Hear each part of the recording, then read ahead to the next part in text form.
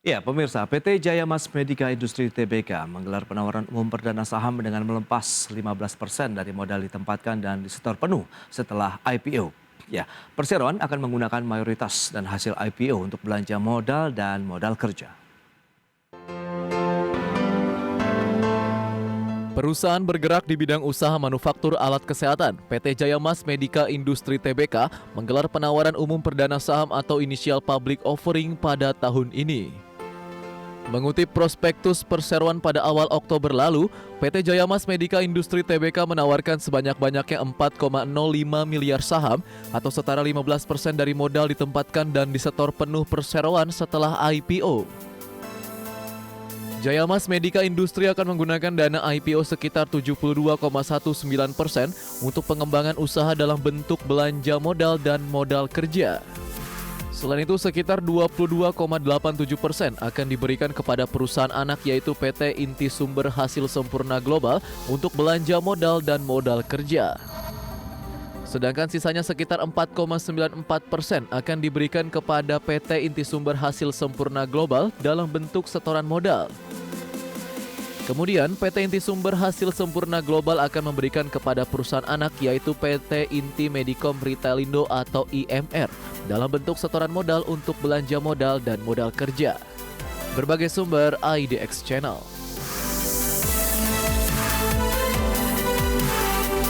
Baik pemirsa, untuk membahas tema menarik kita hari ini, PT Jaya Mas Medika Industri Tbk yang siap melantai di Bursa Efek Indonesia, kita sudah tersambung melalui Zoom bersama dengan Bapak Leonard Haryadi Hartanto, selaku Direktur Operasional PT Jaya Mas Medika Industri Tbk, dan juga Bapak Louis Krisnadi Hartanto, beliau adalah Direktur Marketing and Sales dari PT Jaya Mas Medika Industri Tbk. Ya, halo, selamat pagi Pak Leonard dan juga Pak Louis.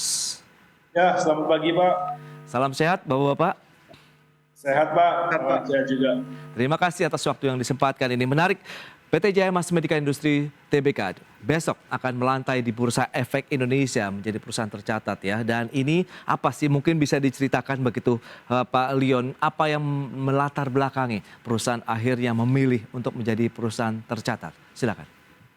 Ya, terima kasih Pak. Jadi memang ini adalah satu, kita merasa pasar alat kesehatan di Indonesia ini sangat bagus Pak ya, apalagi dengan dukungan pemerintah sekarang untuk produksi dalam negeri untuk produksi alat kesehatan. Jadi kita mendukung, dan juga pemerintah kan bergerak sangat fokus untuk membuat kesehatan ini lebih terjangkau di Indonesia, dan juga lebih banyak yang bisa mendapatkan ya alat kesehatan yang bagus di Indonesia. Nah, kita merasa waktunya tepat untuk kita melantai di bursa. Jadi kita akan menjadi salah satu perusahaan alat kesehatan yang sudah melantai di bursa. Dan kita ingin menjadi sebuah benchmark ya untuk Indonesia juga untuk produksi alat kesehatan di Indonesia. Dan juga memang kita ingin ekspansi kita cukup besar rencananya di dalam 5 tahun ke depan, karena kita ingin mendapatkan kita ingin mengikuti momentum yang ada di pasar sekarang, Pak. Baik, lantas kalau kita bicara mengenai saham ini, berapa banyak saham yang dilepas ke publik dan berapa harga yang ditawarkan, Pak Leon? Harga yang kita tawarkan 204, Oke. dan kita melepas 15% Pak ke publik. Baik, 15% dari saham yang ditempatkan dan disetor penuh begitu ya. Untuk masa penawarannya sendiri ini bagaimana menurut Anda, Pak Leon? Kemudian apakah juga oversubscribe dari investor? Oh iya, kalau kita sudah oversubscribe Pak, jadi kita akan melantai di bursa besok ya. Oke. Jadi saat ini datanya memang kita sudah oversubscribe 16 kali. Wow. Terakhir bisa dapat Pak ya. Baik, luar biasa sekali responnya berarti ya dari para investor begitu. Berarti siap-siap saja besok akan banyak diburu oleh para investor. Nah, kita ke Pak Louis, ini lantas berapa besar sih target dari dana yang ingin didapatkan dari hasil IPO ini, Pak Louis? Untuk dana yang didapatkan dari hasil IPO ini sekitar 828 miliar, dan akan kita gunakan untuk capital expense semua ya Pak, seperti tadi dijelaskan di introduction. Oke. Dan lebih kepada apa saja? Kalau mungkin bisa dijelaskan lebih lanjut begitu dana segar yang diperoleh oleh perseroan. Jadi dari 72,19% akan diekspansi untuk di induk perusahaan di PT Jaya Mas Medika Industri.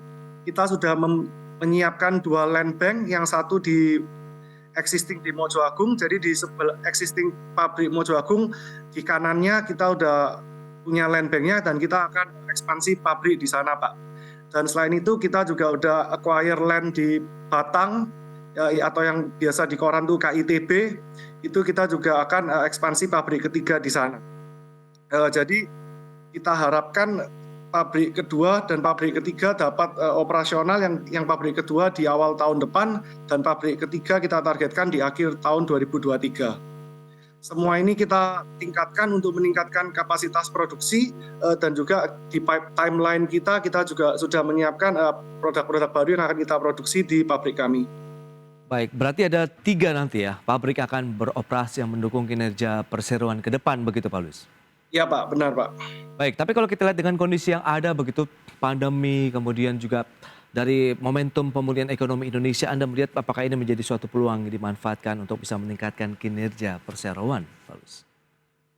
Ya Pak, tentunya kami sudah produksi dan berjualan alat kesehatan ini dari tahun 2002, dari pabrik sudah berdiri dari tahun 2002, jadi tentunya pandemi merupakan salah satu faktor waktu 2 tahun yang lalu di mana kita growth, tapi sebelum pandemi kami juga memang sudah sangat fokus di jualan alkes atau medical ini Pak.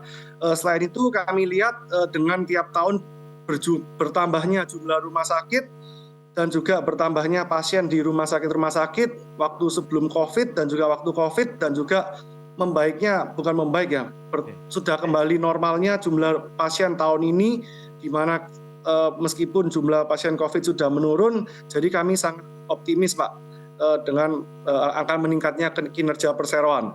Selain itu tentunya didukung dengan program-program pemerintah, di mana tahun ini kalau kita lihat di koran juga pemerintah mengumumkan di mana untuk alat kesehatan atau untuk medical industry ini harus segera dilokalisasi, di mana diharapkan banyak alat-alat kesehatan yang bisa diproduksi di Indonesia. Jadi itu adalah momentum yang sangat bagus untuk kami, Pak.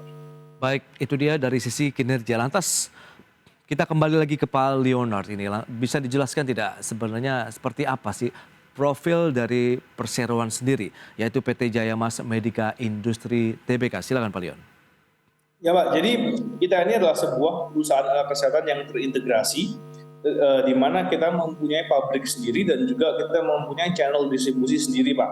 Oke. Nah, jadi tadi dijelaskan Pak Luis ya, nanti akan ada 3 pabrik. Nah, terus kita sudah mempunyai 27 cabang di Indonesia. Di mana di tempat-tempat di mana kita tidak punya cabang, kita sudah punya partner-partner yang memang sudah bekerjasama dengan kita lama sekali Pak. Jadi kita ini sudah bisa mendistribusikan barang kita dari Sabang sampai Merauke.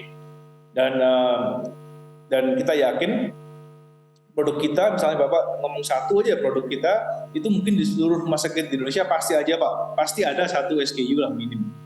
Oke, berarti dari penetrasi pasar pun sudah dari Sabang sampai Merauke begitu ya Pak Leon. Lantas kalau kita bicara mengenai perseroan, ini yang bergerak kan usahanya manufaktur alat kesehatan, kemudian alat kesehatan elektromedik, kemudian alat diagnostik, antiseptik, disinfektan, dan juga perbekalan kesehatan rumah tangga begitu. Sejauh mana kinerja kalau kita bicara mengenai produktivitasnya ini Pak Leon? Ya Pak, mengenai kita masih banyak yang bisa diimprove. Jadi contohnya kita mau melakukan otomasi juga Pak ke depannya. Jadi beberapa line mungkin sekarang udah terkesan kuno ya, jadi ini bisa kita upgrade, bisa kita modernisasi, dan juga banyak dari sistem faulty yang kita ingin otomasi juga Pak. Jadi memang ke depannya banyak proyek-proyek juga dari sisi tim engineering kita udah melakukan planning ya, apa saja yang harus diotomatisasi dan apa saja yang memang harus diimprove untuk menaikkan produktivitas kita lagi. Wow, berarti sudah go digital begitu ya persiapan dari perseroan ke depan. Baik, kita akan lihat bagaimana strateginya dengan persaingan yang semakin ketat begitu kalau kita bicara mengenai sektor kesehatan. Berikut ini kita akan sampaikan kembali infografik terkait dengan data IPO. Ya, seperti yang bisa Anda saksikan di layar televisi Anda, ini dia data dari IPO PT Jaya Mas Medica Industri Tbk.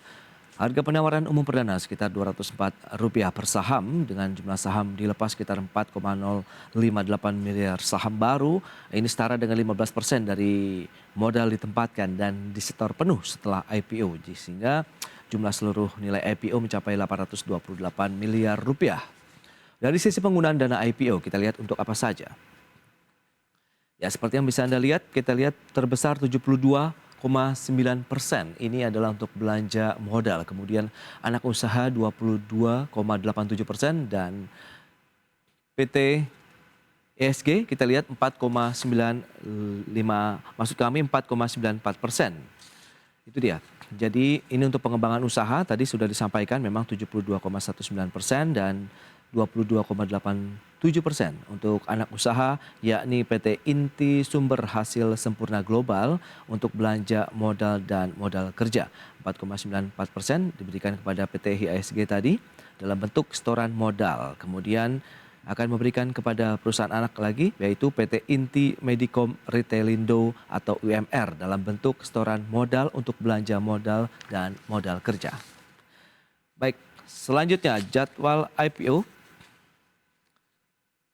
Ini tanggal efektif 31 Oktober, masa penawaran umumnya 2 sampai dengan 4 November, tanggal penjatahan 4 November, kemudian distribusi saham secara elektronik 7 November, kemudian tanggal pencatatan saham di Bursa Efek Indonesia 8 November 2022.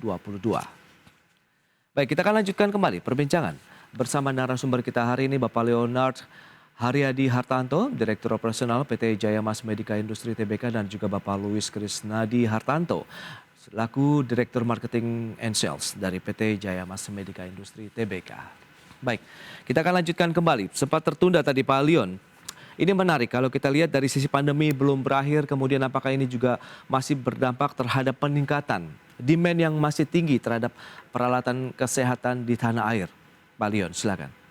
Ya Pak, jadi memang ini menarik ya, banyak orang yang belanja kita juga gimana ini ke depannya. Tapi kalau secara data yang internal kita, penjualan kita secara volume itu aslinya naik Pak dibanding tahun 2021 ya. Oke. Jadi memang artinya ini pasarnya masih bagus di alat kesehatan Pak. Dan tadi kalau kita bicara mengenai digitalisasi, begitu menggunakan peralatan-peralatan otomasi, sejauh ini apakah implementasi secara keseluruhan atau bertahap?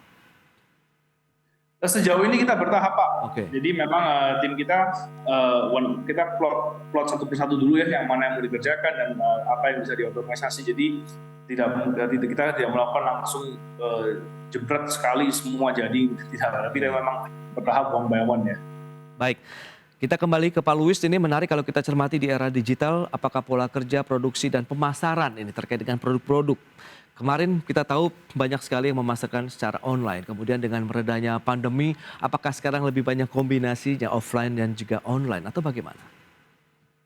Jadi nature of business kami sendiri Pak, kita ini lebih ke B2B, Oke. 92% dari bisnis kami kita supply ke hospital, apotek, retail, dan lain-lain. Jadi kayak hanya 8% yang dari penjualan kami itu untuk customer retail Pak. Oke. Jadi Dan hanya 8%, sebagian besar memang sudah langsung disalurkan begitu ya Pak Louis? Ya, kalau bahas digital mengenai online kita tetap growth Pak. Jadi sebagai gambaran untuk retail untuk online kami sudah mencapai sekitar 5%. Jadi ini akan terus kami tingkatkan juga Pak, karena kita tahu sendiri di mana growth di sektor yang penjualan online ini sangat cepat Pak ya. Ya, kalau kita bicara mengenai daerah mana saja begitu yang masih menjadi backbone dari pemasaran perseroan, di mana saja ini Pak Louis? Tentunya di Pulau Jawa Pak masih contribute sekitar di atas 60% dan diikuti oleh Sumatera, Kalimantan dan juga setelah itu yang di bagian Indonesia Timur Pak. Kalimantan dan Indonesia Timur. Growth-nya sendiri seperti apa ya Pak Louis untuk masing-masing daerah tadi? Jawa sudah sekitar penetrasi 60% lebih, kemudian Sumatera dan Kalimantan. Kalau dari perusahaan kami tetap paling growth di Pulau Jawa, terutama di bagian Jawa.